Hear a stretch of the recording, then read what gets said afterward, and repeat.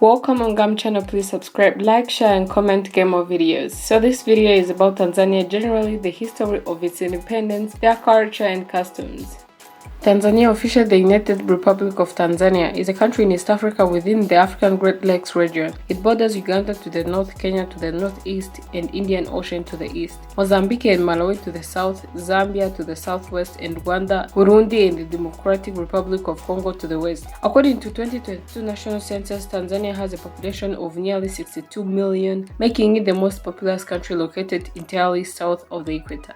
Its capital city is Dodoma and its largest city is Dar es Salaam. Tanzania is a result of the unification of Tanganyika and the Zanzibar Islands. Tanganyika and the Zanzibar united on 26 April 1964, forming the United Republic of Tanzania.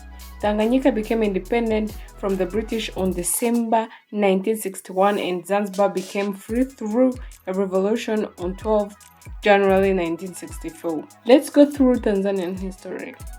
In 1863, the Holy Ghost Mission established an early reception center and depot at Zanzibar. In 1877, responding to appeals of Henry Stanley following his Trans-African expedition and permission being given to Stanley by King Mutesa I of Uganda, the Church Missionary Society sent missionaries Edward Baxter and Henry Cole to establish inland missions. In 1885, Germany conquered the regions that are now Tanzania minus Zanzibar and incorporated them into German East Africa. The Supreme Council of 1919 Paris Peace Conference awarded all German East Africa to Britain on 7 May 1919 over the strenuous objection of Belgium. The Treaty of Versailles was signed on 28 June 1919, although the treaty did not take effect until 10 January 1920. On that date, the German East Africa was transferred officially to Britain, Belgium, and Portugal. Also on that date, Tanganyika became one of the British territory. In the mid-1920s, the British implemented a system of indirect rule in Tanzania. The Majimaji Rebellion between 1905 and 1907 was an uprising of several African tribes in German East Africa against the colonial authorities, in particular because of forced labor and deportation of certain tribes. It was the subject of a bloody repression which, combined with famine, caused 300,000 deaths among the population. During World War II, about 100,000 people from Tanganyika joined the Allied forces and were among the 275,000 Africans who fought with those forces. In 1954, Julius Nyerere transformed an organization into the political-oriented Tanganyika African National Union, which is TANU. TANU's main objective was to achieve national sovereignty for Tanganyika. A campaign to register new members was launched, and within a year, TANU had become the leading political organization in the country. Nyerere became Minister of British-administered Tanganyika in 1960 and continued as Prime Minister when Tanganyika became independent in 1961. British rule came to an end in 1961. Elizabeth II, who had acceded to the British throne in 1952, continued to reign through the first year of Tanganyika's independence, but now distinctly as Queen of Tanganyika, represented by the Governor General. Tanganyika also joined the British Commonwealth in 1961. On 9 December 1962, Tanganyika became a democratic republic and an executive president. After the Zanzibar Revolution overthrew the Arab dynasty in neighboring Zanzibar, accompanied with the slaughter of thousands of Arab Zanzibaris, which had become independent in 1963. The archipelago merged with mainland Tanganyika on 26 April 1964. The new country was then named the United Republic of Tanganyika and Zanzibar. On 29 October of the same year, the country was renamed the United Republic of Tanzania. Tan comes from Tanganyika and Zan from Zanzibar. The union of the two historical separate regions was controversial among many Zanzibaris,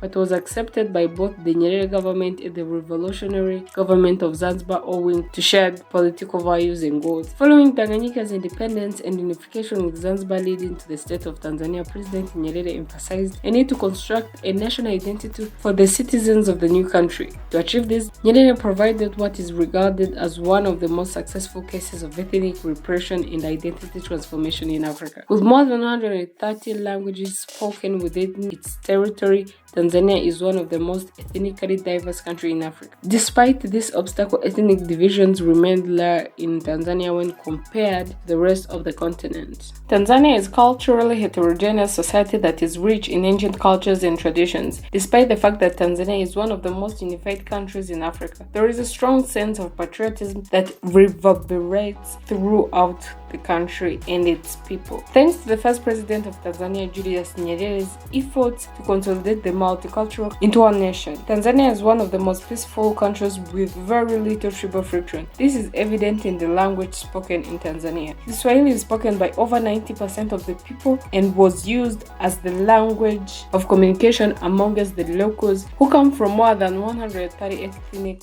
groups and various religious identities. If you are in Tanzania, there is a need to learn Swahili so that you can communicate effectively with the locals. The locals have a well-known reputation for being friendly and polite to visitors and foreign people. This simply means you will not have a challenge in making new friends, asking for directions, or getting a helping hand from a stranger in the streets. Freedom of religion has been a major factor in keeping the country peaceful since its independence. The country boasts of Christians, Muslims, African religions, and other various religions, mainly from Asia. Islam is deeply rooted in Zanzibar because of Arabic influence, which was evidently in Swahili. Christians, who are the greater population, are found mostly on the mainland and throughout the country. African religion is alive and is often practiced alone or alongside Christianity or Muslim. Tanzanians are highly religious people who respect and observe each other's religious beliefs. Tanzania is gifted with the most majestic scenery and breathtaking wildlife. It houses both of the highest and lowest points in the continent. Mount Kilimanjaro is the highest point in Africa, while Lake Tanganyika is the deepest lake in Africa. Tanzania also boasts of the Serengeti Plains that are popular for the wild beast migration, which people from across the world to witness the epic journey of the wild beasts.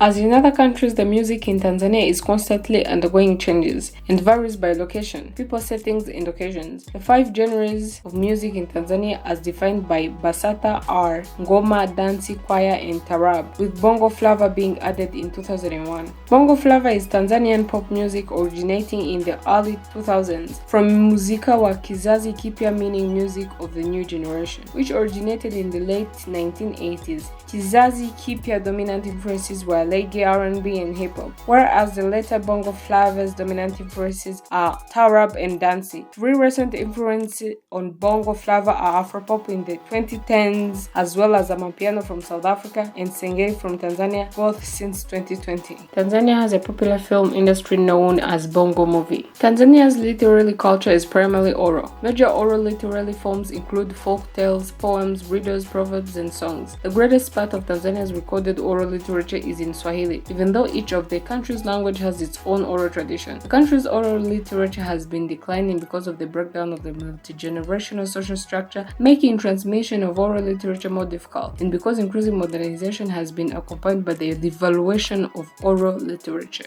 Books in Tanzania are often expensive and hard to come by. Most Tanzanian literature is in Swahili or English. 2 Tanzanian art styles have achieved international recognition. The Tingatinga School of Painting, founded by Edward Said Tingatinga, consists of brightly colored enamel paintings on canvas, generally depicting people, animals, or daily life. After Tingatinga's death in 1972, other artists adopted and developed his style, with the genres now being the most important tourist-oriented style in East Africa. Historically, there were limited opportunities for formal European art trainings in Tanzania, and many aspiring Tanzanian artists left the country to pursue their vocation. Football is very popular throughout the country. The most popular professional football clubs in Dar es Salaam are the Young African FC and Simba CS. The Tanzania's Football Federation is the governing body of football in the country. Other popular sports include basketball, netball, boxing, volleyball, athletics, and rugby. The National Sports Council, also known as Baraza la Michezo la Taifa, is the governing body for sports in the country under the Ministry of Information, youth, sports, and culture. For most Tanzanians, including those who live in urban areas, no meal is complete without a preferred stable carbohydrate: corn, rice, cassava, sorghum, or plantains. For example, plantains are preferred in the northwest, ugali in the central and southwest regions, and rice in the south and along the coast. The staple is accompanied by a fish, beef, goat, chicken, or mutton stew, fried pieces of meat, along with several types of vegetables or condiments, commonly including beans. Leafy greens resembling spinach, manioc leaves, chunks of pumpkin, or sweet potatoes. Indian food is widely available in all urban areas. Breakfast preferences depend on income levels and local tradition. Bread, sweet rolls or biscuits, coffee or tea, buttermilk, and chicken broth are the most common foods. In local bars selling homemade brews or bottled spirits and pulp, it is common to eat roasted meat, beef or goat. Often the meat will be flavored with the hot peppers, salt, and fresh lime juice. Without exception, all ceremonial occasions demand the preparation of enormous platters of food, such as pilau, a spiced rice, potato, and meat dish that caters to local tastes and culinary traditions. It is considered very shameful for guests to leave hungry from a ceremonial meal or dinner party, except among religions that forbid it. Alcohol is also an integral and sometimes highly symbolic part of ceremonies. Local beers and spirits derived from bananas, corn, rice, honey, or sorghum are served alongside manufactured alcohol beverages. Konyagi, a gin-like spirit, is brewed commercially as a variety of beers and soft drinks. Certain beers produced in neighboring countries, Primus from Burundi, for example, are also popular. Regardless of what culture you come from, like in any country, when you enter Tanzania, it is important to respect the culture, traditions, and norms that are prioritized within the country. Ask before you snap. Tanzania is a beautiful country and you often find yourself reaching for your camera to snap photos. However, you must always ask before taking a photo of someone. It is very rude too in Tanzanian culture. Some ethnic groups also believe that a piece of their soul is stolen when a photo is taken of them. It is important to be respectful and always ask permission. If you are not sure, just put the camera away and enjoy the moment. You should also be aware that some locals and Maasai people expect a small tip in exchange for photos, and this is a normal practice. Mind your left hand. In Tanzanian culture, the right hand is considered clean and therefore used for eating, greeting people, and giving and receiving objects. The left hand is considered dirty and is used for bathroom activities. When you're greeting a local in Tanzania, make sure you only extend your right hand for a handshake. And if the handshake seems to continue for longer than usual, don't worry. Tanzanians have long handshakes to indicate friendship, although it can be more like holding hands for the entire conversation. It is also disrespectful to rush a greeting in Tanzania. Greetings are very important and take time. Even if you enter a room with 20 people, you should greet each person individually, starting with the elderly first. If you are receiving a gift, you should use both of your hands or just your right hand while touching your left hand to your right elbow, as this is a great sign of respect. Don't sniff your food. While you may be used to taking in delicious aroma of a meal before digging in, this is a big cultural faux pas in Tanzania. One of the most interesting Tanzanian culture facts is that sniffing food is a sign of suspicion and distaste. Food is only sniffed at if there is something wrong with it, and it's very insulting to the cook. It's also considered rude to turn down food that is being passed around. You should try a little bit of every dish if possible. There are a few other dining traditions in Tanzanian culture to be aware of. You must always wash your hands before a meal, and there are also some dishes that are best eaten with your fingers. If you are reaching for food at a communal table, always use your right hand. If you are lucky enough to be invited into a home for a meal in Tanzania, you will likely find big platters of food like biryani and pilau served on low tables. You will probably sit on mats on the floor around the table, and it's always a big family affair. Avoid public affection. If you're traveling to Tanzania with your partner, remember that public displays of affection are deeply frowned upon. While you may spot locals holding hands in the street, this is just a sign of friendship, and it is still disapproved of for people of different genders. Hugging, kissing, and holding hands is something that should be done only in private in Tanzania, and especially the island of Zanzibar, which is home to a largely conservative Muslim population. So even if you're on a romantic honeymoon, leave the PDF for your hotel room. Respect your elders. Tanzanian society is one of that also has great respect for the elders. It is critical to keep this in mind as you go about your day-to-day, ensuring you have a basic level of decency and courtesy for those your senior. Wear modest clothing. Tanzania, including the island of Zanzibar, is a deeply conservative country. Wearing revealing clothes is disrespectful, and it's always best to dress modestly.